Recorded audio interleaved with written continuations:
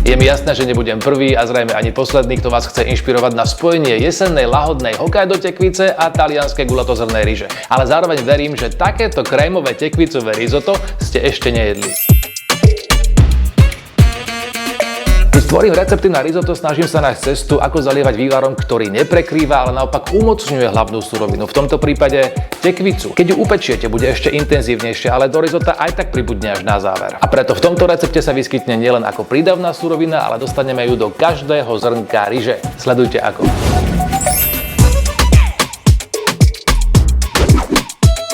Na prípravu postačí menšia Hokkaido tekvica. Táto má vyše kila a je od dlhoročného pestovateľa Gejzu Vargus Kravian nad Dunajom. Risotto na záver zjemní 20 g masla, použijem väčšiu šalotku a zahŕsť petržlanovej vňate. Ďalej potrebujeme 4 lyžice olivového oleja. Organickú ryžu Arborio som vybral od rodinnej spoločnosti z Piemontu. Typická je aj tým, že pochádza vždy z jediného miesta. Treba aj muškatový oriešok, 40 g parmezánu, soľ, korenie a biele suché víno, ku ktorému sa ešte v závere vrátim s dôležitou poznámkou. Zvolil som tramín červený z rodinného vinárstva Domin a Kušický z ich vlastného zdravého hrozna v biokvalite. Všetky suroviny nájdete v plnochutných potravinách Jeme a spolu s receptom je zoznam priamo pod videom.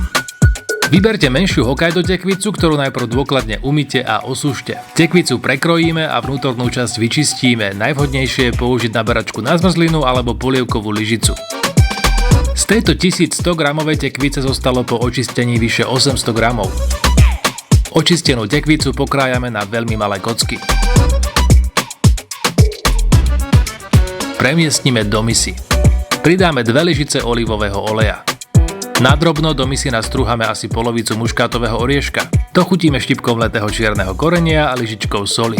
Dôkladne premiešame, rovnomerne rozmiestnime na plechu a pečieme 30 minút v rúre vyhriatej na 180 stupňov v režime s horúcim vzduchom. Potom odoberieme štvrtinu upečenej tekvice, zatiaľ čo zvyšok odložíme až na záver. Štvrtinu tekvice v hrnci zalejeme pol litrom vriacej vody a rozmixujeme. Tekutinu potom na slabom plameni udržiavame horúcu. V panvici alebo hrnci na zvyšku olivového oleja opečieme najemno pokrájanú šalotku.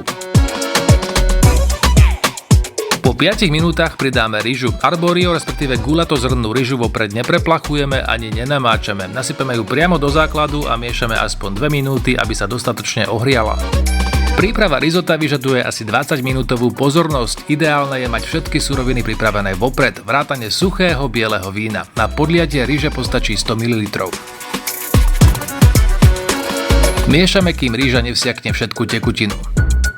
Postupne prilievame horúci tekvicový krém a pokračujeme v miešaní. Uistite sa, že vývar je horúci, aby zbytočne neochladil obsah panvice a neznehodnotil tak prípravu samotnej ryže. Tekutinu prilievame po naberačkách, až keď ryža vsiakne predošlú dávku.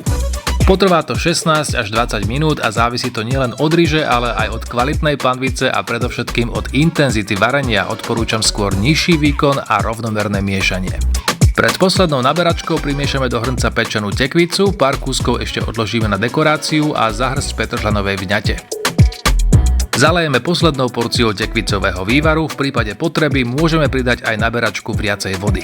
Odstavíme od tepelného zdroja, pridáme 20 g masla, 40 g parmezánu nastrúhame a len polovicu pridáme priamo do risotta. Premiešame, podľa potreby dochutíme soľou a necháme chvíľu postať.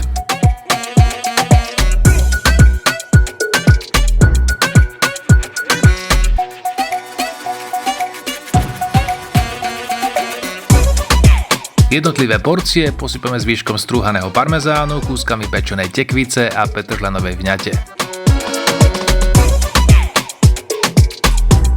Tekvicové risotto vás ihneď zaujme výraznou farbou a jemnou, príjemne sladčou chuťou. Neváhajte do základu pridať aj čili alebo iné pikantnejšie zložky.